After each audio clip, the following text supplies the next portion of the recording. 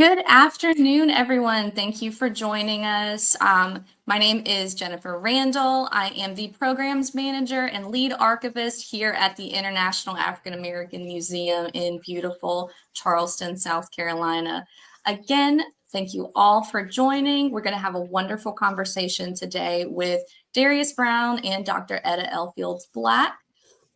Before I begin, I just want to say this is part of our month-long series of events called Legacy of Freedom, where we are going to be sort of acknowledging the importance of the United States Colored Troops Pension Application Collection.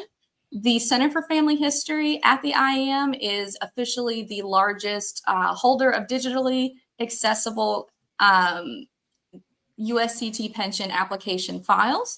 That is all available via our website, and we are constantly adding more of these super important documents. Please go take a look whenever you have the chance. Last week, we spoke with Darius about part of his own journey in doing research on his ancestors in the USCT. This week, we're going to be discussing Dr. Edda Fields-Black's book, COMBEE. And without further ado, I'm going to first introduce Darius. Darius Brown is one of our researchers here at the Center for Family History and an award-winning author of At the Feet of the Elders, A Journey into a Low-Country Family History, a personal account of his journey to reconstruct his family's history here in the Low Country of South Carolina by use of archival records. Welcome, Darius. And now I'll introduce Dr. Edda Fields-Black, a Pulitzer Prize winning author, teacher of history at Carnegie Mellon University, who serves as director of the Dietrich College Humanities Center.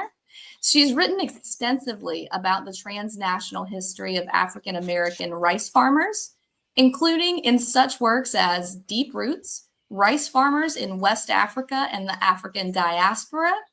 She was co-editor of Rice, Global Networks, and New Histories, which was selected as a Choice Outstanding Academic Title. Fields-Black consulted for the Smithsonian National Museum of African American History and Culture's permanent exhibit, Rice Fields in the Low Country of South Carolina. She is the executive producer and librettist of Unburied, Unmoored, Unmarked, Requiem for Rice, a widely performed original contemporary classical work by celebrated composer John Weinglass. Throughout her career, Fields-Black has used interdisciplinary sources and methods to uncover the voices of historical actors in pre-colonial West Africa and the African diaspora who did not author written sources.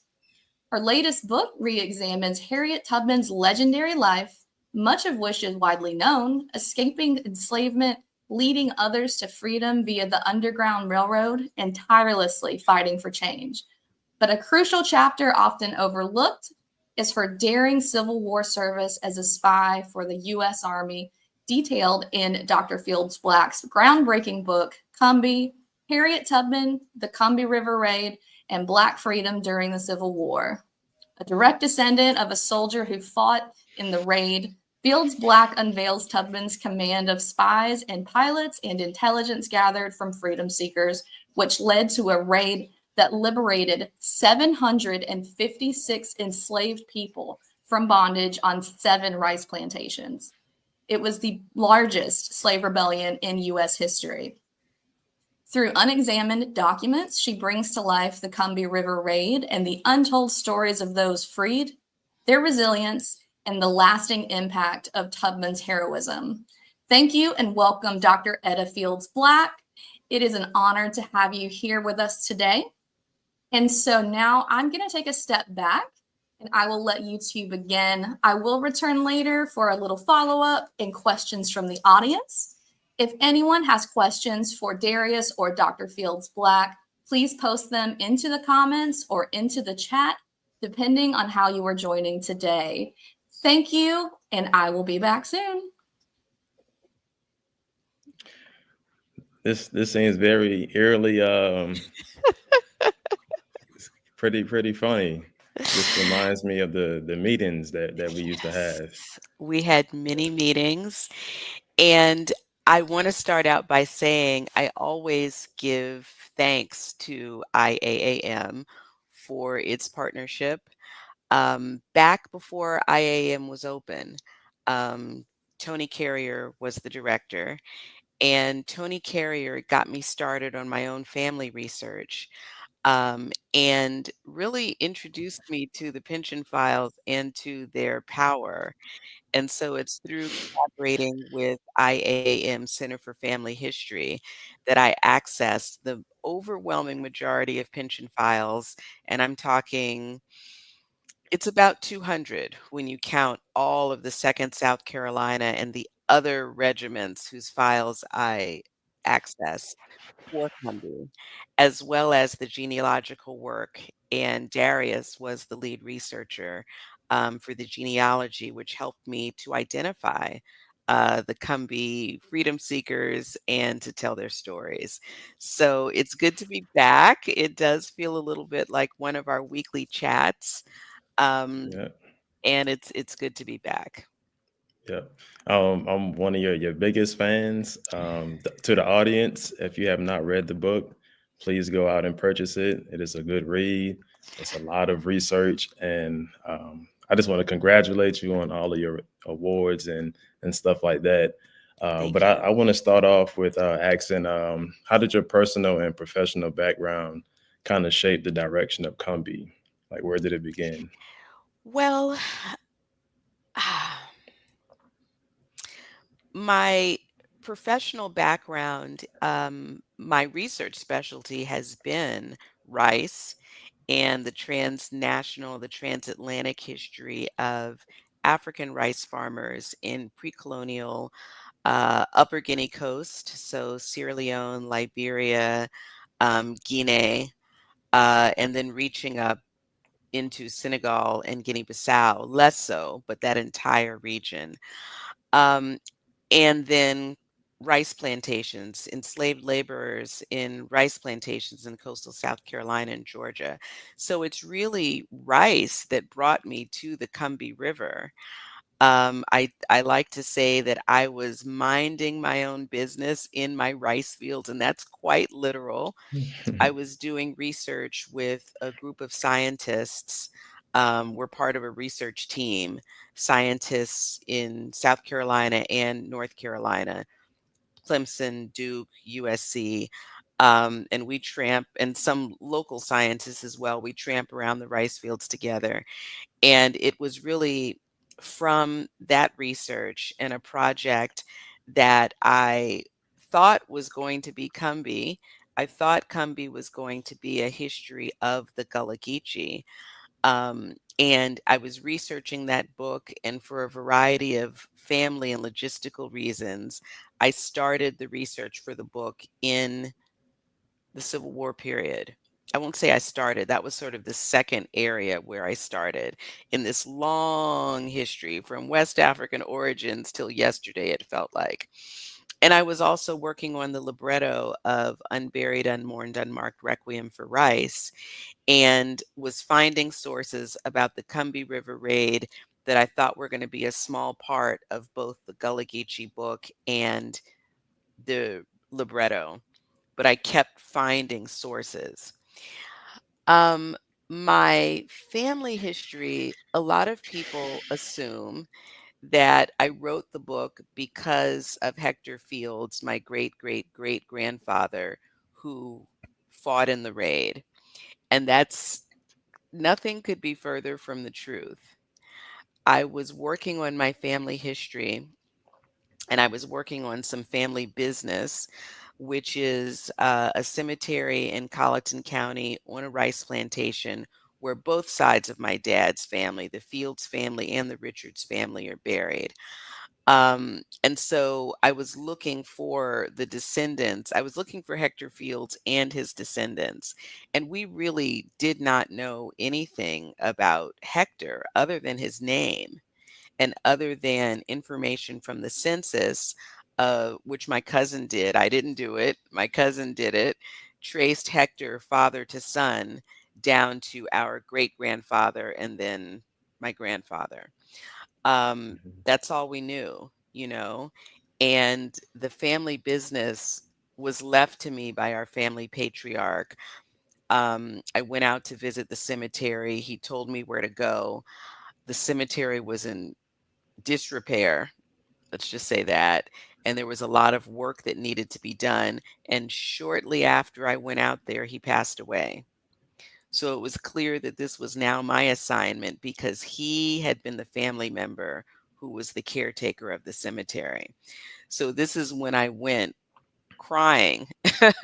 I mean, it was a traumatic visit to go out and visit this cemetery and see the damaged and open grave of my ancestor, and to see my ancestor's remains floating at the top, skeletal remains. So there was a sense of urgency that I had to figure this out. So I turned to Tony, we're very dear friends, and I gave her the photocopy that my cousin had given me years ago and that I filed it. And Tony took one look at it and said, "Oh, that's Hector Fields. He's a Civil War veteran from Beaufort." And so that's where it started. But we still didn't have, other than knowing the name, and Tony was convinced that Hector Fields from Beaufort was my ancestor. I was not convinced. I said, "Tony, Daddy's family is from Colleton County. We don't know those people in Beaufort." I was like, "We don't know anything about Beaufort. We don't know them Yeah. people." So she's like, "Okay, Etta, just you're grieving. Let me help you." But it's looking for Hector Fields that led me to the pension files and led me to sources on um, of the COMBEE veterans, the files of the COMBEE veterans. My dad was the last of his siblings born a few miles from where the raid took place. And so Tony and I did think that Dad's family had been liberated in the raid. But I'm a historian, right? And we could not find the sources. So it's in looking for those sources that I found out that they weren't freed in the raid. My paternal grandmother's family was not involved at all, but that my paternal grandfather's family was from Beaufort and liberated themselves after the Battle of Port Royal, and Hector Fields joined the 2nd South Carolina and fought in the raid. I was well into writing and revising COMBEE before I could put all of those pieces together. Wow. And the interesting thing is, I think during the period when you and Tony were looking at the pension files, I kind of came in. I went to one of your talks. I believe it was on Ladies Island. And I Mm-hmm. came up to you and I had told you that my great grandmother had knew of the Combahee River Raid. And it came to find out that she actually grew up in a community of Santee River freedmen and Mm-hmm. the Combahee River Raid freedmen. And so it was kind of passed down, and I was trying to find my connection somewhere in there. It wasn't all Yeah. that. She didn't quite put her finger on it, but she just knew that Harriet Tubman had something to do with the Combahee River. Mm-hmm. But speaking of pension files, can you talk about the process of like working with the pension files, or what drew you to these particular sources? Yeah.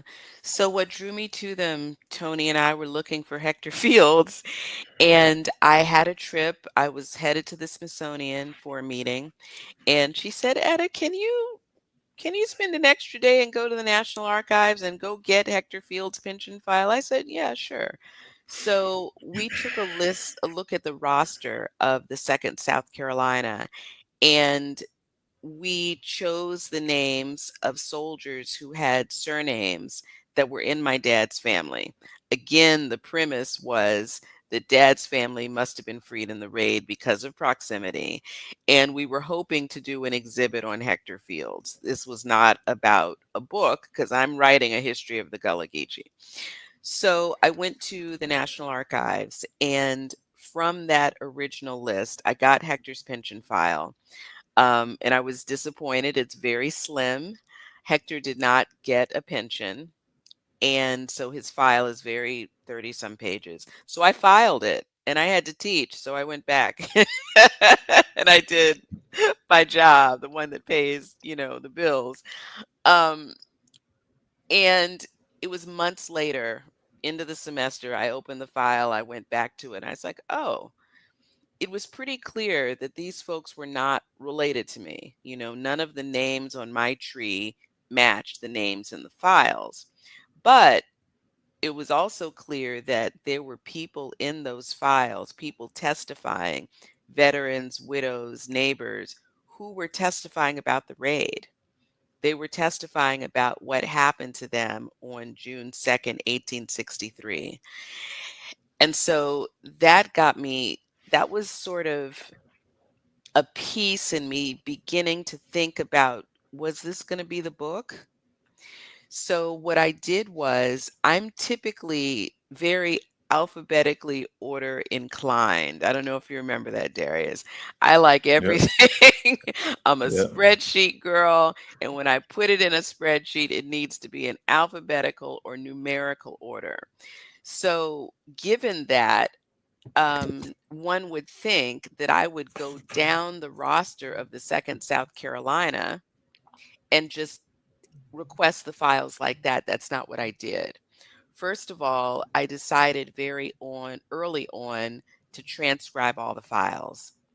And this is Mhm. hugely labor intensive, but I figured, and to do full text transcription, not keywords. And Tony and I talked about that. She recommended keyword. I was like, no, if I read this handwriting, I'm going to read it one time and I'm going to find a way to capture it so that I can go back and access it. I can keyword search it. So I did full text transcriptions from the beginning, and I started a database. There were, after reading a couple files, it's like I could see the categories of information that I thought were going to be interesting. And I'm talking 40 columns of information. And so Mhm. again, very early on, I set this database up, and each and every file was transcribed and databased, and now it's keyword searchable.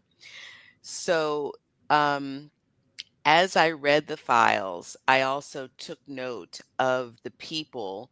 Always other soldiers would come, not always, but often, frequently, other soldiers would come and testify for a veteran and a widow, or another widow would come and they would identify their company and their regiment, and the widows would identify their husband and his regiment and his company. I took note of that. So that's how I requested the files, and I created another database. All the names of the veterans that I learned reading the files went into that database. And I call it a network approach. So I started here and I kind of branched out based on the testimony and the pension files, based on the networks of the veterans and the widows, and not an alphabetical order kind of thing. Um, so this became it became really foundational for COMBEE, and I always had the goal as I was researching and transcribing files. And in the early days, I did it myself. And then I was able to raise money at Carnegie Mellon to hire graduate research assistants who did the transcriptions. I did all the databasing. So I'm reading Mhm. everything, I'm databasing everything, but they're at a certain point, they took over the transcriptions. It's very labor intensive, as you all know at IAAM. Um, Right. but my goal, as I read, transcribed, and or a database to file, I wanted to know where these people were held in bondage. If I'm going to read 300 pages Yeah. and painstakingly transcribe it, at the end of the day, I want to be able to put them in a family. I want to put them on a plantation. So it's very disappointing to do all that labor and get to the end of it. And it's like, I still don't know. But with the database, it's like I was finding puzzle pieces. And you know how you do when you're solving a puzzle, you put them aside. Hmm. And you Yeah. hope one day you're going to find that piece that allows you to put all the pieces together. And so the missing piece was often where if a couple, a veteran and a widow, married before the war, Hmm. and somebody named the preacher who married them, I could it's those kind of details that I could keyword search in my database. I might pull up 2 or 3 other couples married by that same preacher, black or white, Hmm. and then I know where they were in bondage.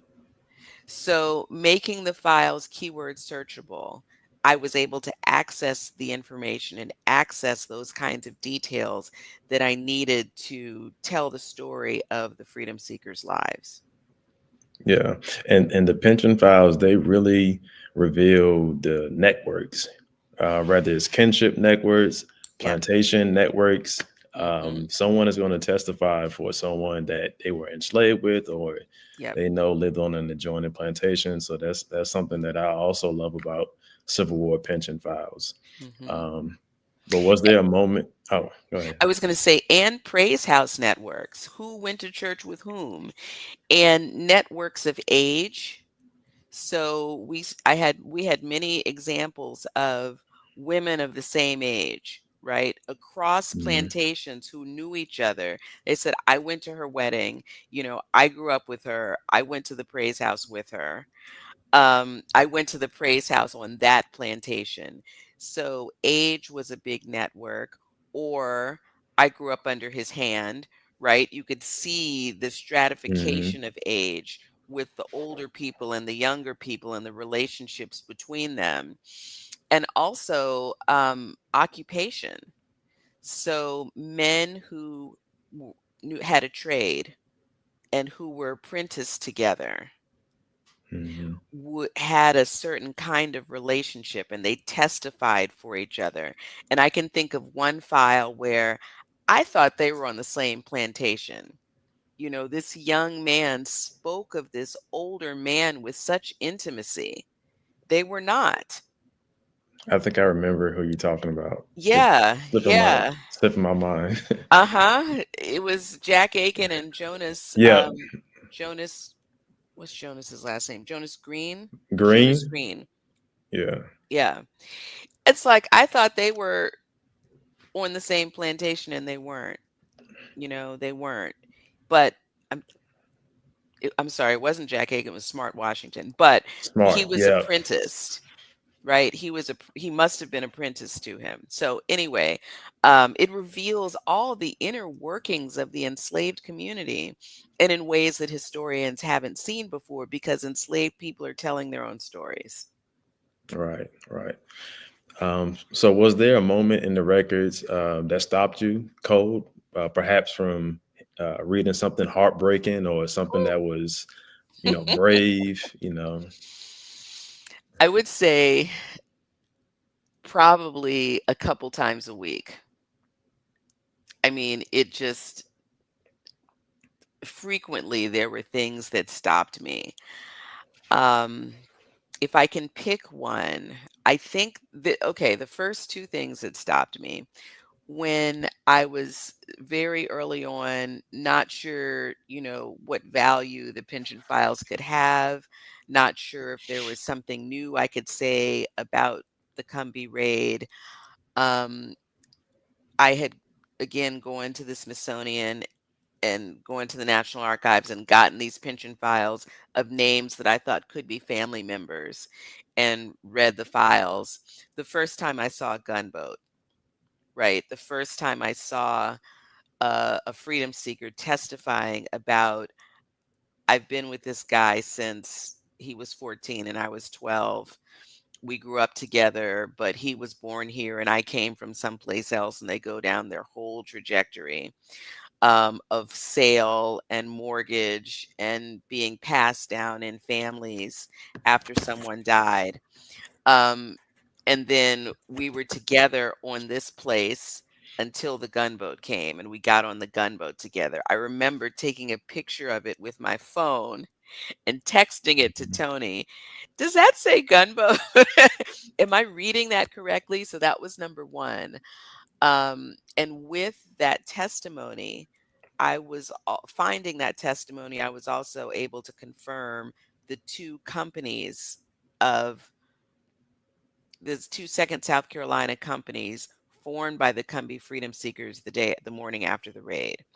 The second thing Mhm. also coming from my family history, and again early on, and it's indirect, but it shaped how I thought about what the records could reveal about the Combahee Freedom Seekers.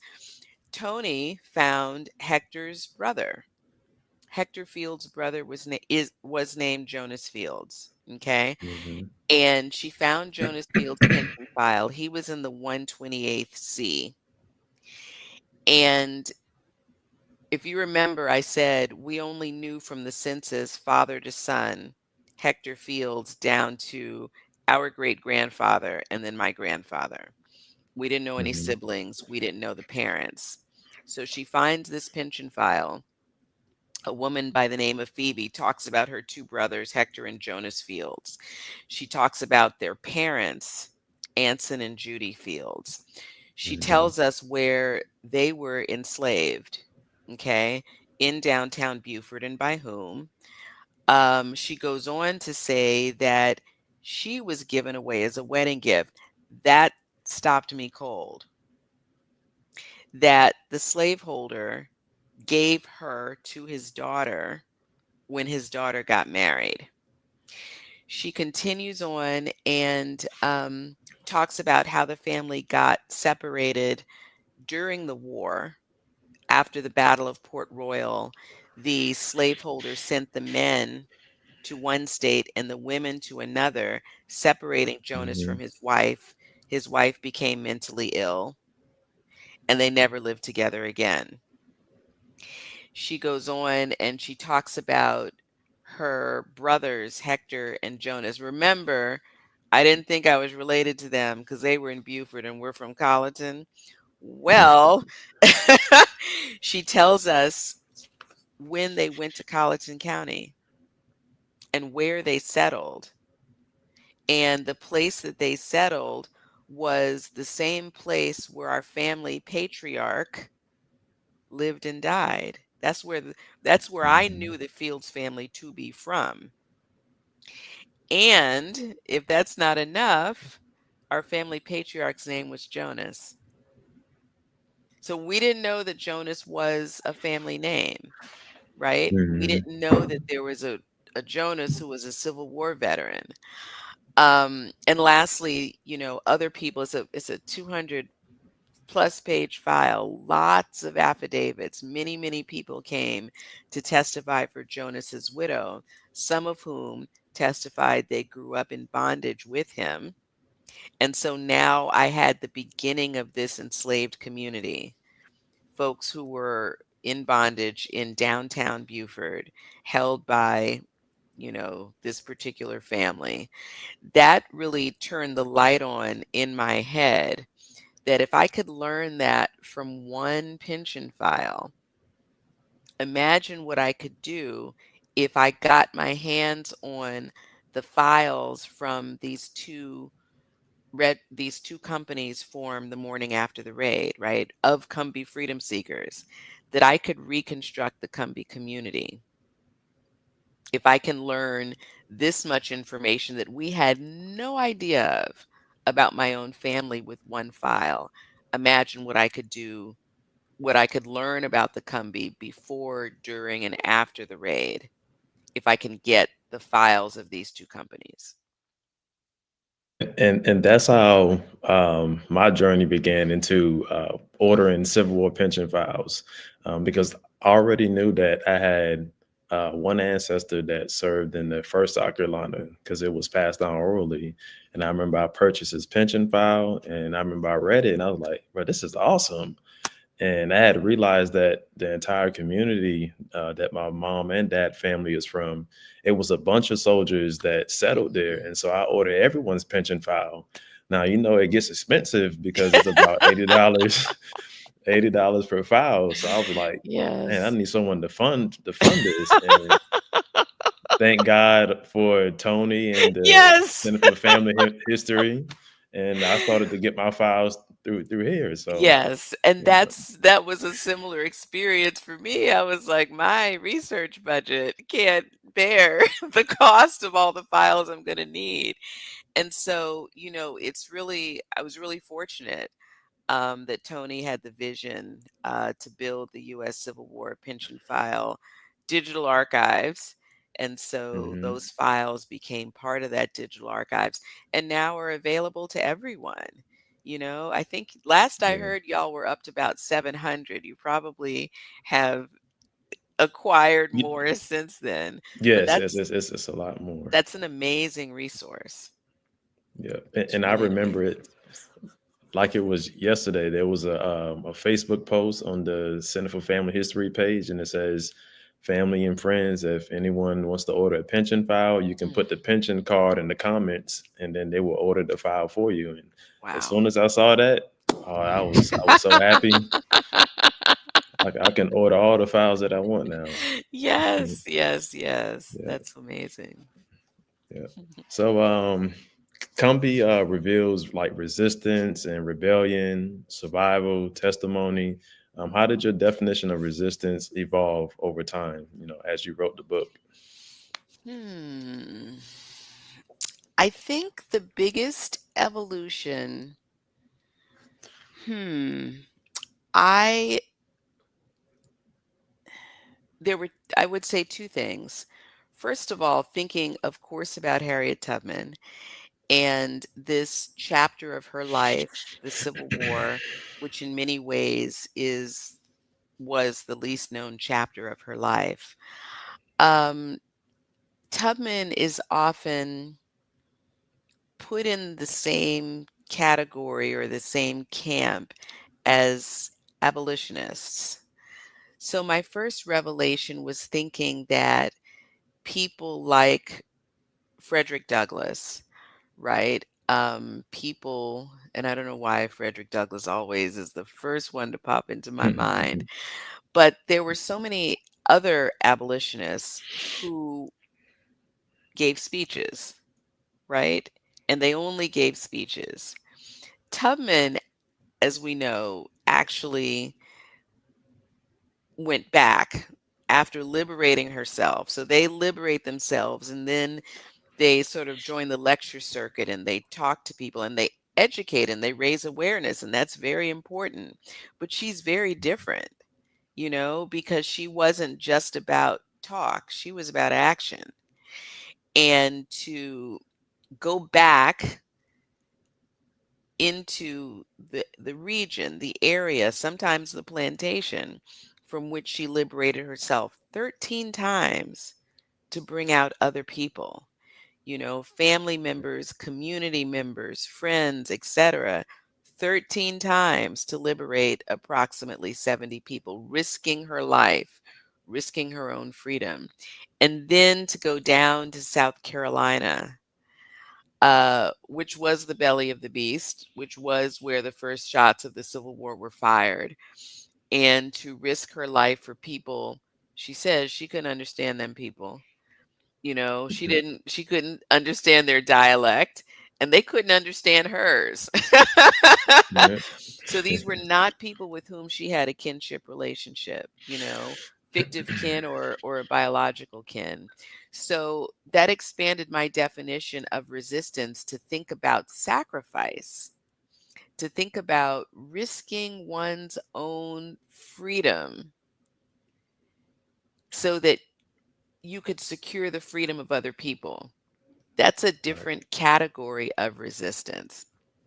I think the other thing that revelation I had, and again, this is I'm revising COMBEE and being pressured to get it out to the printer or wherever, whatever stage we were in. Thinking about the Combahee Raid and thinking about it in the context of thinking about it as a slave rebellion and in Hmm. the context of the literature on slave rebellions. And really sort of digging into, well, in how many people were freed in all of these rebellions that we talk about? Nat Turner, the Stono Rebellion, Denmark Vesey, the Mackey in Jamaica, the Tacky Rebellion. Yeah. How many people were freed? How many people survived? What happened to the people who planned? What happened to those who attempted to execute, because they're all betrayed before they really, you know, happen? Um,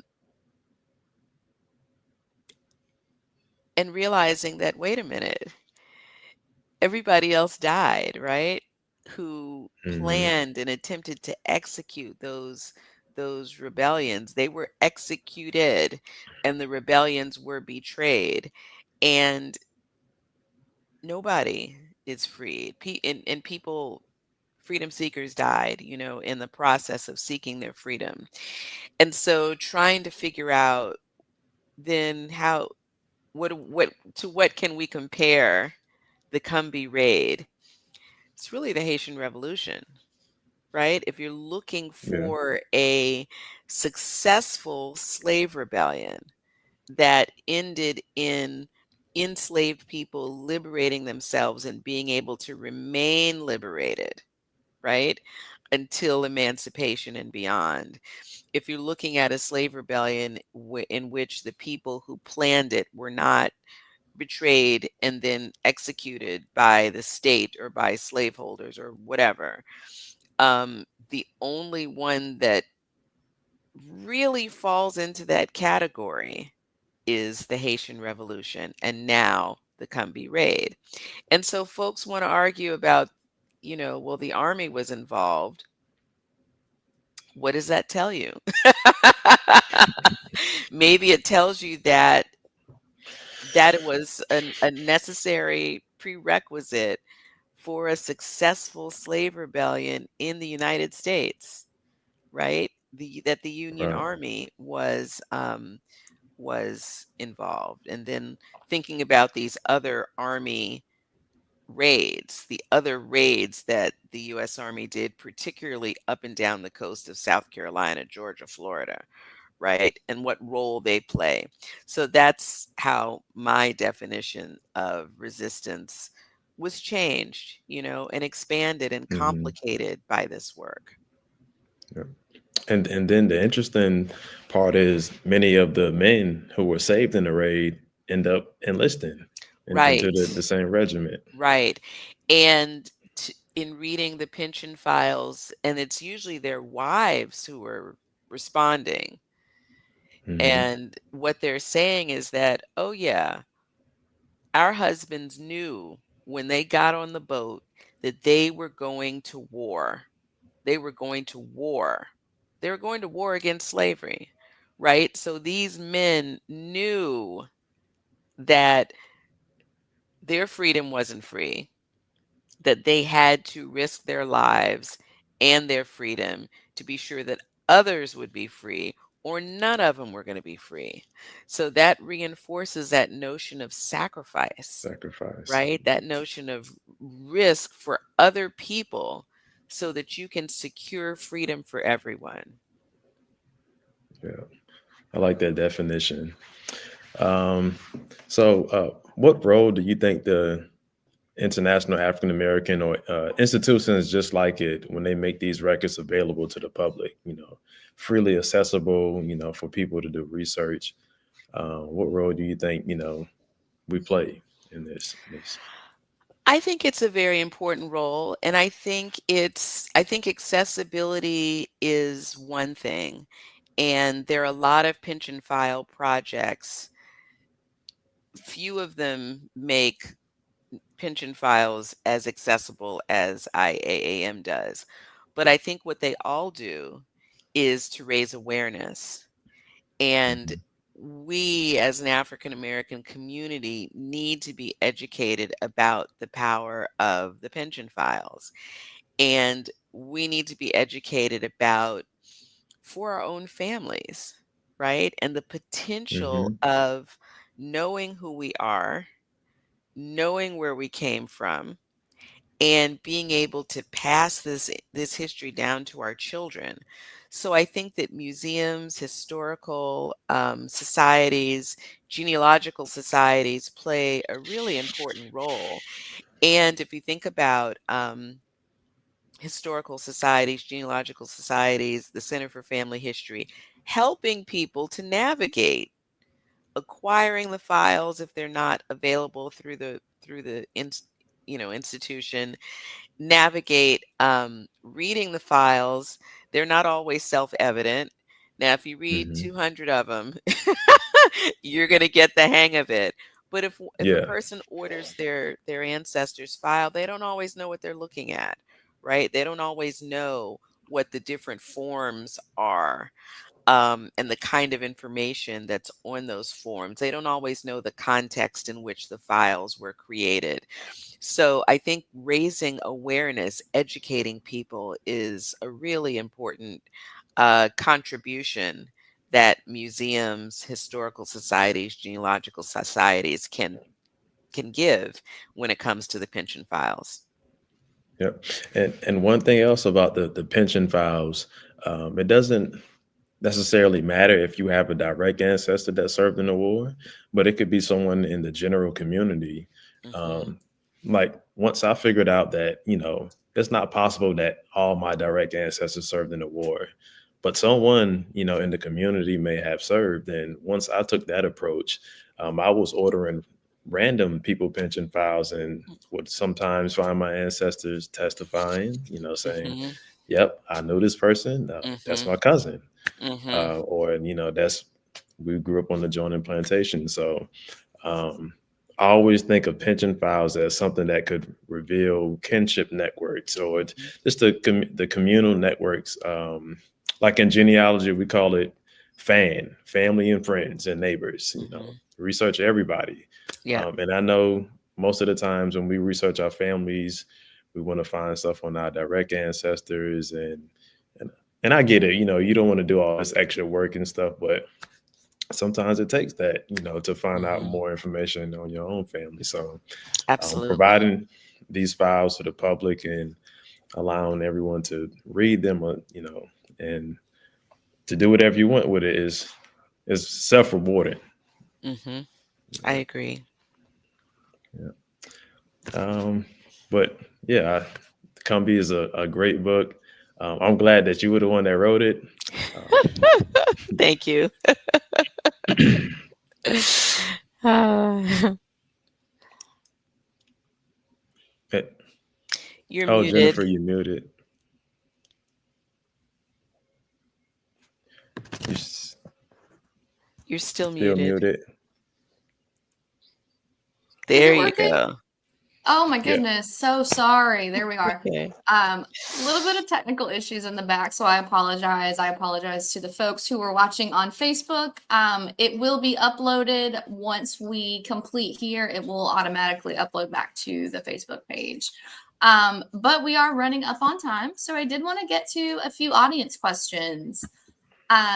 The first is actually sort of a general question. Mary Brown wants to know how we can navigate the pension files from home. So the pension files are on the Center for Family History's digital archive. You can access that by going to iaamuseum.org, clicking on Center for Family History, and then Digital Archives.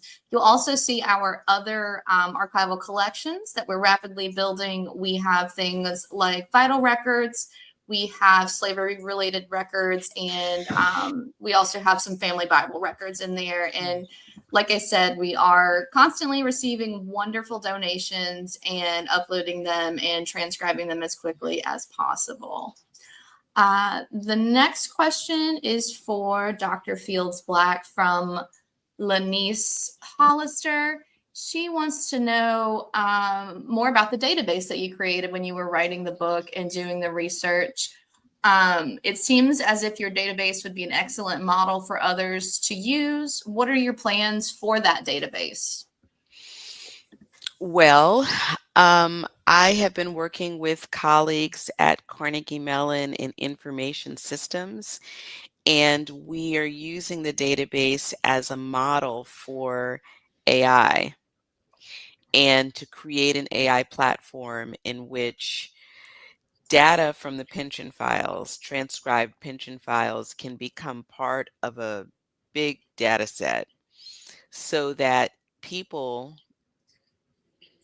descendants, genealogists, historians, can search the keyword search the database, and the database will link together um, facts about individual enslaved people. So Darius talked about having your ancestor show up and testify in somebody else's pension file. Um, if we could read all of the pension files and transcribe them, we could find those places where our ancestor shows up. I got a call from the National Park National Park Service Reconstruction Park a couple months ago. They were looking at pension files of Robert Small's crew, and Hector and Jonas Fields showed up and testified, right? And we're probably, as individuals, we're not going to be able to read. Okay, I might read all the files for the Second South Carolina, Mhm. transcribe them, database them, and be able to keyword search all of them. I think AI can help. So we're testing that right now, Mhm. in the very early stages. But I think it could revolutionize, genealogical research, historical research, family research. I want to ask AI, where was Hector Fields in bondage? We still don't know. From that call I got from the National Park Service, I now have another data point that I can investigate, but I don't have the smoking gun. Who else did Hector testify for? Right? And what did he say? That's the kind of thing that we're going to use the my database as a starting point. It's a template, if you will, to create this AI portal so we can find some of those answers. That's really fascinating. I know that Darius has his spreadsheets for his own research, and I've looked at those, and they're fascinating the way that he's able to track people from various plantations from island to island and when they're being moved across the Savannah River and back. And I've learned a lot just from that. But so that sounds really fascinating. That sounds like a really fascinating research project. Thank you. Let's see. The next question is from Mary Brown. She actually wants to know, do you have any in-person community engagements, or how can people find out other events that you have going on? I know that you're in the middle of traveling right now, so I'm sure you have some other things booked. I do. I go to Harrisburg on Friday, Harrisburg, PA. As far as I can think, my next in-person in South Carolina is Heritage Days. I'll be down for Heritage Days, November 7th. So that's my next in-person engagement in the Low Country. So at Penn Okay. Center. Okay, that sounds interesting. I think I just received an email about that as well.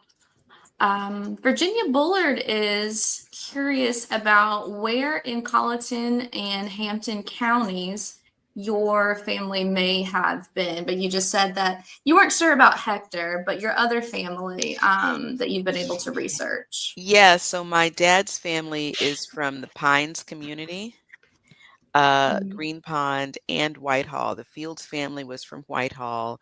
The Richards, Frasers are from Green Pond.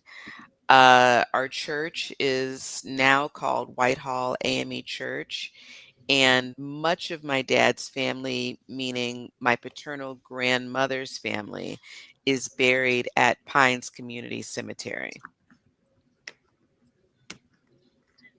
And they're still Really? there. Yeah. They're still It's there. really interesting how many people are still on the land. I've been reading a lot about people who have stayed rooted, where their ancestors just 4 or 5 generations back have been. And I know Darius's family is still in the Sea Islands as well. And that's really fascinating.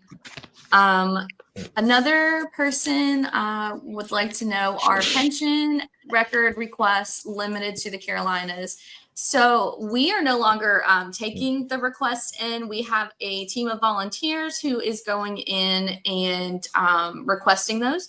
You can request your own from the National Archives. There is some information about that on NARA's website about what you would need to request those pension applications. But anyone who was in the USCT, or as Darius said, anyone who you think might be affiliated with your family or whomever you're researching, you can request those files directly through them. Darius, how much are those files on average? Well, I know there used to be $80 for the first 100 pages. I'm not sure if they changed the price.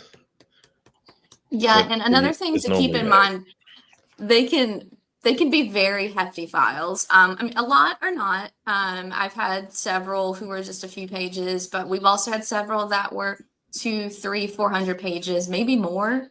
So that's something to keep in mind. You'll want to know that going in before you request it. So Cecilia has a question, and this might be aimed more at Darius. If you have your ancestor's name and his age, his wife and kids, how would you find their plantation or where they were enslaved? Well, that's the big question for just about every African American once we get to the 1870 census, trying to figure out who the last slave owner was. Well, pension files is one of the ways you can figure out who the owner is, and that's because many times they say who the owner is. But many people spend years, decades trying to figure out who the slave owner is. And it's kind of hard to tackle that question. And that's because some people, let's say, some people have it orally. Like for me, it was passed down orally, the names of 2 slave owners. I'm not sure how often, families keep the names of slave owners if it was passed down. Sometimes you can look in the Freedmen Bureau records.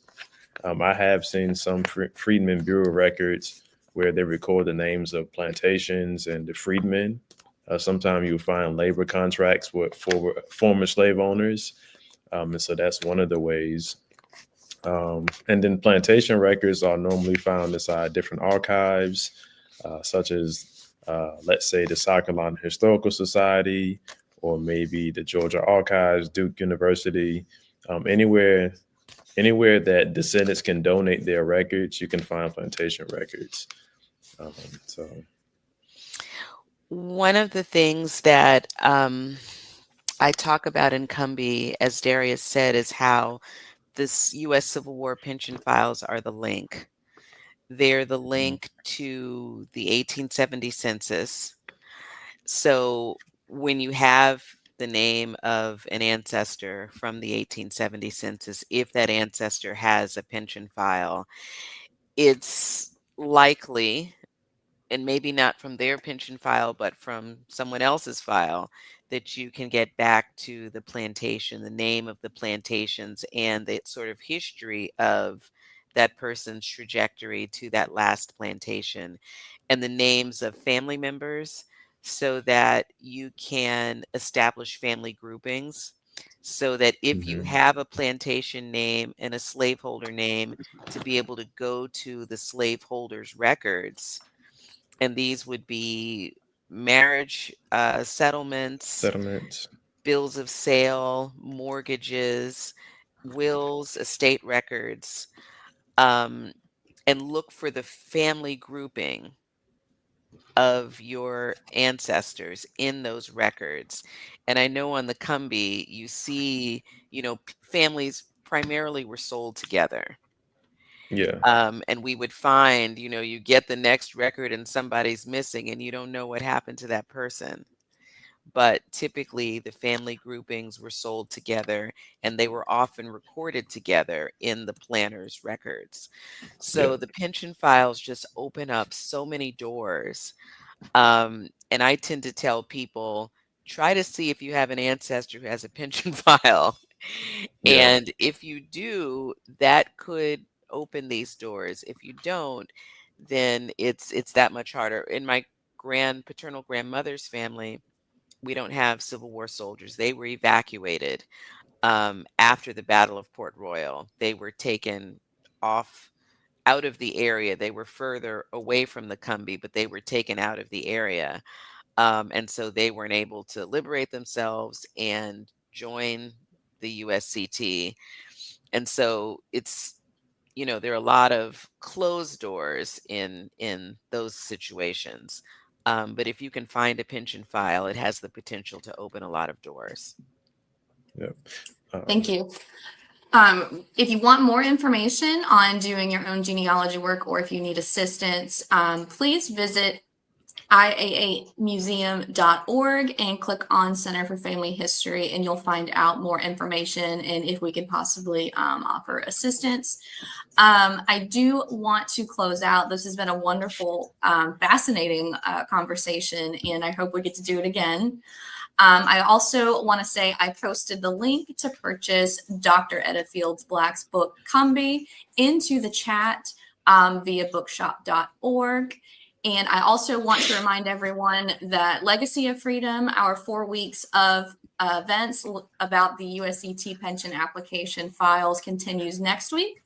We are having an in-person film screening of Luana Graves Sellers' award-winning film, Colored Troops of the Civil War, Friday, September 19th at 6 p.m. You can visit the museum's website, go over to the events, and purchase a ticket to that event. Again, this has been a wonderful conversation. Thank you guys so much. And we will leave you at that. I hope everyone has a wonderful rest of your afternoon and enjoy your Tuesday. Thank you. Thank you. All right.